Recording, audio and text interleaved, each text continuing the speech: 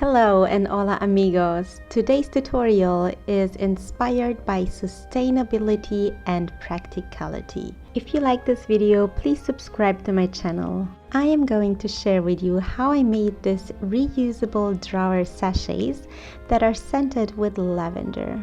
Here I'm tracing out the pattern, which will have the shape of a tea bag. The reason for its peculiar shape is because I will double fold it.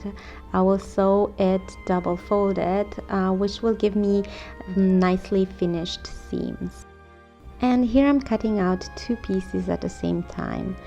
After I am done, I'm folding it at sew and sewing along. Of course, don't forget to leave an opening, because that's where you will turn your piece of fabric inside out. And this is how it should look like. And next, let's go flower picking.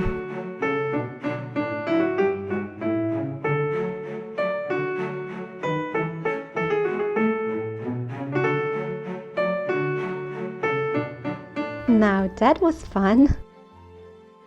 So these are all the 6 pieces I made, and I chose different colored buttons for each of them. Applying the button is really easy. You just find the middle, you poke a hole, you put in the button, you press it, and it's ready. And ultimately, I took a piece of rope, I doubled it, and I put it in as so. All I need to do now is fill them up and put them in a drawer. So the lavender that I picked was quite young, and that's where I decided to put them in the oven for about 15 minutes, and I could easily collect the lavender buds afterwards. I used rice as well to absorb all the remaining moisture and to also make the sachets a little heavier.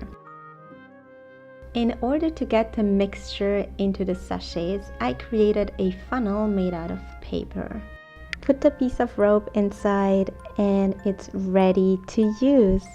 And you know what? You could even use this on your eyes when they're tired. You just warm it up with your blow dryer and you put it on your eyes. There you go. You have your own spa at home.